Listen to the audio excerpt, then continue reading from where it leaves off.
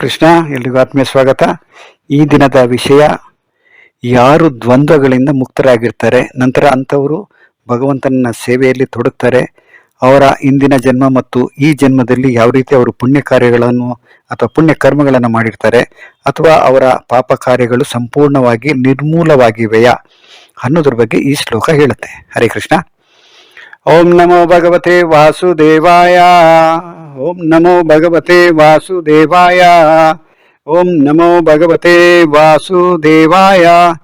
ಹರೇ ಕೃಷ್ಣ, ಎಲ್ರಿಗೂ ಆತ್ಮೀಯ ಸ್ವಾಗತ. ಭಗವದ್ಗೀತಾ ಯಥಾರೂಪ ಅಧ್ಯಾಯ 7 ಶ್ಲೋಕ 28.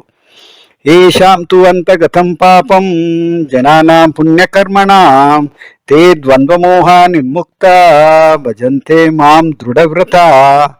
ಅನುವಾದ: ಯಾರು ತಮ್ಮ ಹಿಂದಿನ ಜನ್ಮಗಳಲ್ಲಿ ಮತ್ತು ಈ ಜನ್ಮದಲ್ಲಿ ಪುಣ್ಯ ಕರ್ಮಗಳನ್ನು ಮಾಡಿದ್ದಾರೆಯೋ ಮತ್ತು ಯಾರ ಪಾಪ ಕಾರ್ಯಗಳು ಸಂಪೂರ್ಣವಾಗಿ ನಿರ್ಮೂಲವಾಗಿವೆಯೋ ಅವರು ಭ್ರಾಂತಿಯ ದ್ವಂದ್ವಗಳಿಂದ ಮುಕ್ತರಾಗುತ್ತಾರೆ. ಅವರು ದೃಢ ಮನಸ್ಸಿನಿಂದ ನನ್ನ ಸೇವೆಯಲ್ಲಿ ನಿರತರಾಗುತ್ತಾರೆ. ಭಾವಾರ್ಥ: ಈ ಶ್ಲೋಕದಲ್ಲಿ ದಿವ್ಯ ಸ್ಥಿತಿಗೆ ಏರಲು ಅರ್ಹರಾದವರು ಯಾರು ಎಂದು ಹೇಳಿದೆ. ಪಾಪಿಗಳಾದವರು, ನಾಸ್ತಿಕರು, ಮೂರ್ಖರು ಮತ್ತು ಮೋಸಗಾರರಿಗೆ ಆಸೆ ಮತ್ತು ದ್ವೇಷಗಳ ದ್ವಂದ್ವವನ್ನು ದಾಟುವುದು ಬಹಳ ಕಷ್ಟ. ಯಾರು ಧರ್ಮದ ನಿಯಂತ್ರಕ ತತ್ವಗಳನ್ನು ಅನುಷ್ಠಾನಕ್ಕೆ ತಂದಿದ್ದಾರೋ, ದೈವಭಕ್ತರಾಗಿ ನಡೆದುಕೊಂಡಿದ್ದಾರೋ ಮತ್ತು ಪಾಪಕರ ಪ್ರತಿಕ್ರಿಯೆಗಳನ್ನು ಜಯಿಸಿದ್ದಾರೋ ಅವರು ಮಾತ್ರ ಭಕ್ತಿ ಸೇವೆಯನ್ನು ಸ್ವೀಕರಿಸಬಲ್ಲರು ಮತ್ತು ಕ್ರಮಕ್ರಮವಾಗಿ ದೈವೋತ್ತಮ ಪರಮಪುರುಷನ ಪರಿಶುದ್ಧ ಜ್ಞಾನದ ಮಟ್ಟಕ್ಕೆ ಏರಬಲ್ಲರು. ಅನಂತರ ಕ್ರಮೇಣ ಅವರು ಸಮಾಧಿ ಸ್ಥಿತಿಯಲ್ಲಿ ದೈವೋತ್ತಮ ಪರಮಪುರುಷನನ್ನು ಧ್ಯಾನಿಸಬಲ್ಲರು. ಇದು ಆಧ್ಯಾತ್ಮಿಕ ನೆಲೆಯಲ್ಲಿ ನೆಲೆಸುವ ಪ್ರಕ್ರಿಯೆ. ಪರಿಶುದ್ಧ ಭಕ್ತರ ಸಹವಾಸದಲ್ಲಿ ಕೃಷ್ಣ ಪ್ರಜ್ಞೆಯಲ್ಲಿ ಈ ಉತ್ಕರ್ಷ ಸಾಧ್ಯ. ಏಕೆಂದರೆ ಶ್ರೇಷ್ಠ ಭಕ್ತರ ಸಹವಾಸದಲ್ಲಿ ಮನುಷ್ಯನು ಮಾಯೆಯಿಂದ ಬಿಡುಗಡೆ ಹೊಂದಬಲ್ಲ. ಮನುಷ್ಯನಿಗೆ ವಾಸ್ತವವಾಗಿ ಮುಕ್ತಿ ಬೇಕೆಂದರೆ ಆತನು ಭಕ್ತರ ಸೇವೆಯನ್ನು ಮಾಡಬೇಕು. ಮಹತ್ ಸೇವಾಂ ದ್ವಾರಮಾಹುರ್ವಿಮುಕ್ತೇ. ಆದರೆ ಪ್ರಾಪಂಚಿಕ ಮನೋಧರ್ಮದ ಜನರೊಂದಿಗೆ ಸೇರುವವನು ಅಸ್ತಿತ್ವದ ಅತ್ಯಂತ ಕತ್ತಲೆಗೆ ಹೋಗುವ ದಾರಿಯಲ್ಲಿದ್ದಾನೆ. ತಮೋದ್ವಾರಂ ಯೋಷಿತಾಂ ಸಂಗಿ ಸಂಗಂ ಎಂದು ಶ್ರೀಮದ್ ಭಾಗವತದಲ್ಲಿ 5ನೇ ಸ್ಕಂದ 5ನೇ ಅಧ್ಯಾಯ 2ನೇ ಶ್ಲೋಕದಲ್ಲಿ ಹೇಳಿದೆ.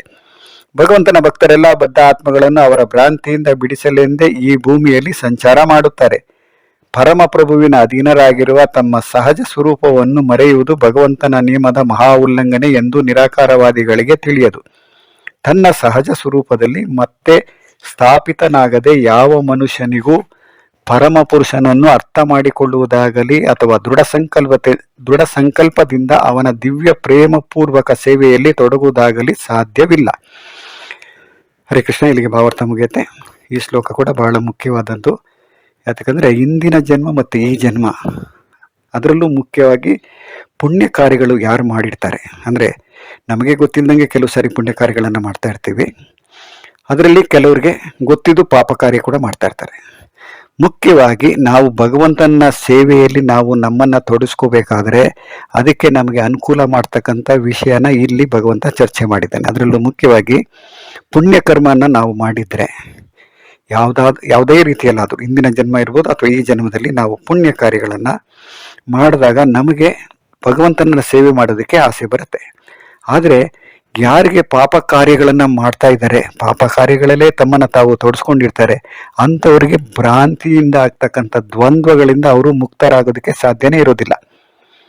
ಎಲ್ಲಿವರೆಗೂ ನಾವು ಪಾಪ ಕಾರ್ಯದಲ್ಲಿ ನಾವು ತೊಡಗಿರ್ತೀವಿ ಅಲ್ಲಿವರೆಗೂ ನಮಗೆ ಒಳ್ಳೆ ಕೆಲಸ ಮಾಡೋದಕ್ಕೆ, ಒಳ್ಳೆಯವರ ಸಂಘ ಮಾಡೋದಕ್ಕೆ ನಮಗೆ ಅವಕಾಶನೂ ಸಿಗೋದಿಲ್ಲ, ಅದ್ರ ಬಗ್ಗೆ ಆಸಕ್ತಿನೂ ಇರೋದಿಲ್ಲ. ಅದಕ್ಕೆ ಈ ಶ್ಲೋಕದಲ್ಲಿ ಭಗವಂತ ಹೇಳಿರ್ತಕ್ಕಂಥ ಪುಣ್ಯಕರ್ಮಗಳು, ಯಾರು ಪುಣ್ಯಕರ್ಮಗಳನ್ನು ಮಾಡಿದ್ದಾರೆ ಇಂದಿನ ಜನ್ಮದಲ್ಲಿ. ಒಂದು ರೀತಿಯಲ್ಲಿ ಪುಣ್ಯಕರ್ಮ ಅಂದರೆ ನಾವು ಬಾವಿ ತೋಡಿಸಿರ್ಬೋದು, ಅಥವಾ ಶಾಲೆಯನ್ನು ತೆರೆದಿರ್ಬೋದು, ಅಥವಾ ಆಸ್ಪತ್ರೆಯನ್ನು ತೆರೆದಿರ್ಬೋದು, ಅಥವಾ ಉದ್ಯಾನವನ, ಈ ರೀತಿ ಏನೇನು ಜನಗಳಿಗೆ, ಜನಸಾಮಾನ್ಯರಿಗೆ ಒಂದು ರೀತಿಯಲ್ಲಿ ಒಳ್ಳೆ ಕೆಲಸವನ್ನು ನಾವು ಮಾಡಿದ್ದಾಗ ಅದಕ್ಕೆ ಪುಣ್ಯ ಕಾರ್ಯಗಳು ಅಂತ ಹೇಳ್ತಾರೆ. ಆ ರೀತಿ ಪುಣ್ಯ ಕರ್ಮಗಳನ್ನು ನಾವು ಮಾಡಿದಾಗ ನಮಗೆ ಒಂದು ಒಳ್ಳೆಯ ಸುಸಂಸ್ಕೃತ ಸಂಸಾರದಲ್ಲಿ ನಮಗೆ ಜನ್ಮ ಸಿಗತ್ತೆ. ನಂತರ ನಮ್ಮಲ್ಲಿರ್ತಕ್ಕಂಥ ಏನು ಹಿಂದೆ ನಾವು ಮಾಡಿರ್ತಕ್ಕಂಥ ನಮ್ಮಲ್ಲಿರ್ತಕ್ಕಂಥ ಗುಣಗಳು, ಅಂದರೆ ನಾವು ಎಲ್ಲಿವರೆಗೂ ನಾವು ಸತ್ವಗುಣದಲ್ಲಿ ಕೆಲಸಗಳನ್ನು ಮಾಡಿರ್ತೀವಿ, ಅಂದರೆ ಪುಣ್ಯ ಕರ್ಮಗಳನ್ನು ಮಾಡಿರ್ತೀವಿ, ಆಗ ನಮಗೆ ಅದೇ ಕಾರ್ಯ ಮುಂದುವರಿಸ್ಕೊಂಡು ಹೋಗೋದಕ್ಕೂ ಕೂಡ ಅವಕಾಶ ಸಿಗತ್ತೆ. ಅದೇ ರೀತಿ ಯಾರು ಪಾಪ ಕಾರ್ಯಗಳನ್ನು ಮಾಡ್ತಾ ಇರ್ತಾರೆ ಅಂಥವ್ರು ಭಗವಂತನ ಇಚ್ಛೆ ಆಗಲಿ, ಭಗವಂತನ ಬಗ್ಗೆ ತಿಳ್ಕೊಳ್ಳೋದಾಗಲಿ ಅವ್ರಿಗೆ ಆಸಕ್ತಿನೇ ಇರೋದಿಲ್ಲ. ಅದಕ್ಕೆ ಪ್ರಭುಪಾದ ಭಾವಾರ್ಥದಲ್ಲಿ ಏನು ಹೇಳ್ತಾ ಇದ್ದಾರೆ ಅಂದರೆ, ಈ ಶ್ಲೋಕದಲ್ಲಿ ದಿವ್ಯ ಸ್ಥಿತಿಗೆ ಏರಲು ಅರ್ಹರಾದವರು ಯಾರು ಎಂದು ಹೇಳಿದೆ. ಪಾಪಿಗಳಾದವರು ನಾಸ್ತಿಕರು, ಮೂರ್ಖರು ಮತ್ತು ಮೋಸಗಾರರಿಗೆ ಆಸೆ ಮತ್ತು ದ್ವೇಷಗಳ ದ್ವಂದ್ವವನ್ನು ದಾಟುವುದು ಬಹಳ ಕಷ್ಟ.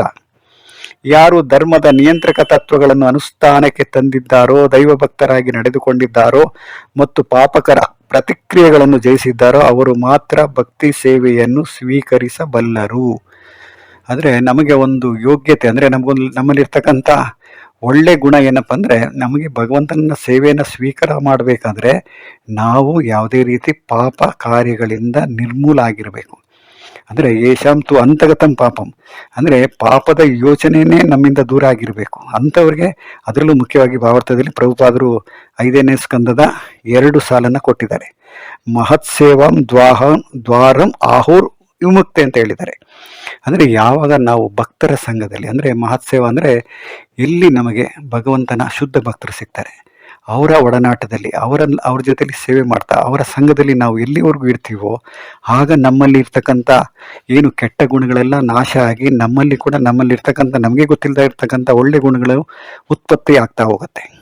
ಯಾಕಂದರೆ ಯಾವಾಗ ನಾವು ಮಹತ್ ಸೇವಾ ಅಂದರೆ ಯಾವಾಗ ಭಗವಂತನ ಶುದ್ಧ ಭಕ್ತರಿಗೆ ನಾವು ನಮ್ಮಲ್ಲಾಗ್ತಕ್ಕಂಥ ಕೆಲವು ಸಣ್ಣ ಪುಟ್ಟ ಸೇವೆಯನ್ನು ಮಾಡೋದಕ್ಕೆ ನಮಗೆ ಪ್ರಯತ್ನ ಬಂದು ಅಥವಾ ಅವ್ರಿಗೆ ಸೇವೆ ಮಾಡೋಕ್ಕೆ ನಾವು ಶುರು ಮಾಡಿದಾಗ ಏನಾಗುತ್ತೆ ಅಂದರೆ ನಮ್ಮಲ್ಲಿರ್ತಕ್ಕಂಥ ಕಲ್ಮಶಗಳೆಲ್ಲ ನಾಶ ಆಗ್ತಾ ಹೋಗುತ್ತೆ. ಅದೇ ರೀತಿ ಯಾರಾದರೂ ಕೆಟ್ಟವರ ಸಹವಾಸದಲ್ಲಿ ಮಾಡಿದಾಗ ನಮ್ಮಲ್ಲಿರ್ತಕ್ಕಂಥ ಏನು ಕೆಟ್ಟ ಗುಣಗಳು ಯಾವ ರೀತಿ ನಮಗೆ ಹೊಂದ್ಕೊಳ್ಳುತ್ತೆ ಅಂದರೆ, ಅದಕ್ಕೆ ಏನು ಹೇಳ್ತಾ ಇದ್ದೇನೆ, ತಮೋದ್ವಾರಂ ಯೋಷಿತಾಂ ಸಂಗಿ ಸಂಗಮ್.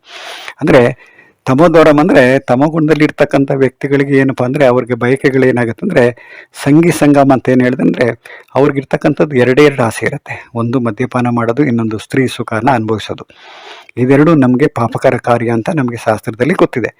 ಯಾರು ಆ ರೀತಿ ಇರ್ತಕ್ಕಂಥ ವ್ಯಕ್ತಿಗಳ ಜೊತೆಯಲ್ಲಿ ಸಂಘ ಮಾಡಿದಾಗ ಏನಾಗುತ್ತೆ ಅಂದರೆ ಆ ಗುಣಗಳು ಅವರಲ್ಲಿ ಕೂಡ ಉತ್ಪಾದನೆ ಆಗುತ್ತೆ. ಇದು ಎಲ್ರಿಗೂ ಗೊತ್ತಿರುತ್ತೆ.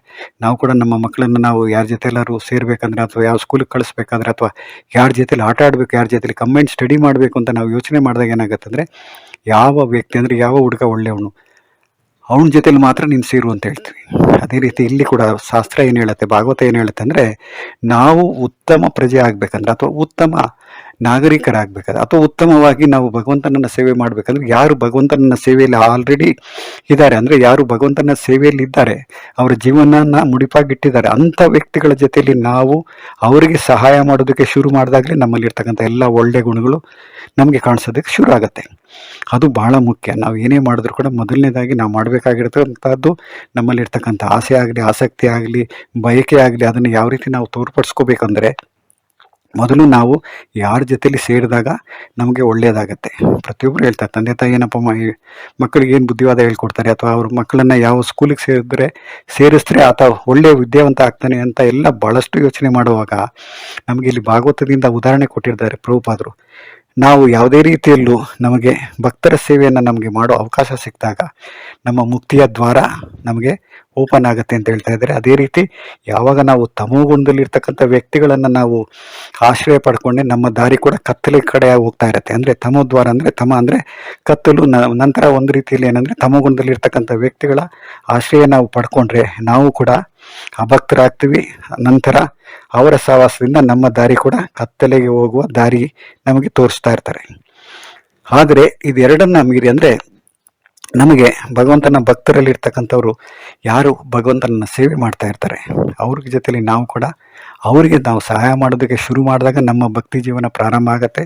ಅದನ್ನು ಇಲ್ಲಿ ಪ್ರಭುಪಾದರು ಭಾವಾರ್ಥದಲ್ಲಿ ಮುಖ್ಯವಾಗಿ ಈ ಒಂದು ಶ್ಲೋಕನ ಕೊಟ್ಟು ನಂತರ ಪರಮಪ್ರಭುವಿಗೆ ಅಧೀನರಾಗಿರುವ ತಮ್ಮ ಸಹಜ ಸ್ವರೂಪವನ್ನು ಮರೆಯುವುದು ಭಗವಂತನ ನಿಯಮದ ಮಹಾ ಉಲ್ಲಂಘನೆ ಅಂತ ಹೇಳ್ತಾ ಇದ್ದಾರೆ. ಅದರಲ್ಲೂ ಮುಖ್ಯವಾಗಿ ನಿರಾಕಾರವಾದಿಗಳು, ಅಂದರೆ ಭಗವಂತನಿಗೆ ರೂಪ ಇಲ್ಲ ಅಂತೆಲ್ಲ ನಾವು ಹಿಂದಿನ 2-3 ಶ್ಲೋಕದ ಹಿಂದೆ ನಾವು ಚರ್ಚೆ ಮಾಡ್ತೀವಿ. ಯಾಕಂದರೆ ಭಗವಂತನಿಗೆ ಆಕಾರ ಇಲ್ಲ ಅಂತ ಹೇಳ್ತಾರೆ, ಭಗವಂತ ಸರ್ವವ್ಯಾಪಿ ಅಂತ ಒಪ್ಕೊಳ್ತಾರೆ. ಆದರೆ ಭಗವಂತನಿಗೊಂದು ರೂಪ ಇದೆ, ನಮಗೊಂದು ರೂಪ ಇದೆ ಅಂದರೆ ನಮ್ಮ ತಂದೆಗೂ ಒಂದು ರೂಪ ಇರುತ್ತೆ, ಅವ್ರ ತಂದೆಗೂ ಒಂದು ರೂಪ ಇರುತ್ತೆ. ಅದೇ ರೀತಿ ನಾವು ಮುಂದುವರಿತಾ ಹೋದರೆ ಈ ಲೋಕನ ಸೃಷ್ಟಿ ಮಾಡಿರ್ತಕ್ಕಂಥ ಬ್ರಹ್ಮನಿಗೂ ಒಂದು ರೂಪ ಇದೆ, ಬ್ರಹ್ಮನ ಸೃಷ್ಟಿ ಮಾಡಿರ್ತಕ್ಕಂಥ ಗರ್ಭೋದಕಶಾಹಿ ವಿಷ್ಣು ಅವ್ರಿಗೊಂದು ರೂಪ ಇರಬೇಕು. ಆ ರೀತಿ ಇರುವಾಗ ಭಗವಂತನಿಗೆ ನಾವು ಸಾಕಾರ ಅಂತ ನಾವು ಹೇಳ್ತೀವಿ. ಆದರೆ ನಿರಾಕಾರವಾದಿಗಳು ಏನು ಹೇಳ್ತಾರೆ ಅಂದರೆ ಭಗವಂತನಿಗೆ ಆಕಾರ ಇಲ್ಲ, ಭಗವಂತ ನಿರಾಕಾರ ಅಂತ ಹೇಳ್ತಾರೆ.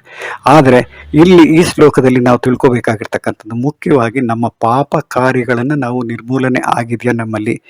ಯಾಕಂದರೆ ನಾವು ಮುಖ್ಯವಾಗಿ ನಾವು ಭಕ್ತಿ ಸೇವೆಯಲ್ಲಿ ನಮ್ಮನ್ನು ನಾವು ತೊಡಸ್ಕೋಬೇಕಾದ್ರೆ ಪಾಪ ಕಾರ್ಯಗಳು ನಮ್ಮಲ್ಲಿ ನಿಂತಿರಬೇಕು. ಆಗ ಮಾತ್ರ ನಮಗೆ ಭಗವಂತನ ಸೇವೆ ಮಾಡೋದಕ್ಕೆ ಆಸಕ್ತಿ ನಮಗೆ ಉತ್ಪತ್ತಿ ಆಗತ್ತೆ ಅನ್ನೋದು ಒಂದು ಲೆಕ್ಕದಲ್ಲಿ ತಗೊಂಡಾಗ ನಾವು ಕೂಡ ಭಗವಂತನ ಸೇವೆ ಮಾಡಬೇಕಾದ್ರೆ ನಮ್ಮ ಅರ್ಹತೆ ಏನು ಅನ್ನೋದು ಈ ಶ್ಲೋಕದಲ್ಲಿ ಭಗವಂತ ಹೇಳ್ತಾ ಇದ್ದಾನೆ. ಅದರಲ್ಲೂ ಮುಖ್ಯವಾಗಿ ಯಾವುದೇ ರೀತಿಯಲ್ಲಿ ನಮಗೆ ದ್ವಂದ್ವ ಇರಬಾರ್ದು. ನಂತರ ಏನಂದ್ರೆ ದೃಢ ಸಂಕಲ್ಪ ಅಂತ ಹೇಳ್ತಾ ಇದ್ದಾನೆ ಭಗವಂತ. ದೃಢ ಸಂಕಲ್ಪದಿಂದ ದಿವ್ಯ ಪ್ರೇಮಪೂರ್ವಕ ಸೇವೆಯಲ್ಲಿ ತೊಡಗಿದಾಗ ಮಾತ್ರ ನಾವು ಕೂಡ ನಮ್ಮ ಮನುಷ್ಯ ಜನ್ಮನ ನಾವು ಸಾರ್ಥಕ ಮಾಡ್ಕೋಬೋದು. ಅದನ್ನು ಹೇಳ್ತಾ ಈ ಶ್ಲೋಕಕ್ಕೆ ನಾನು ಇಲ್ಲಿಗೆ ವಿರಾಮ ಕೊಡ್ತೀನಿ. ಮುಂದೆ ಇನ್ನೂ ಕೇವಲ 2 ಶ್ಲೋಕ ಮಾತ್ರ ನಮಗೆ ಉಳಿದಿರುತ್ತೆ. ಆ 2 ಶ್ಲೋಕ ಮುಕ್ತಾಯ ಆದಮೇಲೆ ಈ ಭಗವದ್ಗೀತೆಯ 7ನೇ ಅಧ್ಯಾಯ ಕೂಡ ನಾವು ಮುಗಿಸ್ತೀವಿ. ಹರೇ ಕೃಷ್ಣ.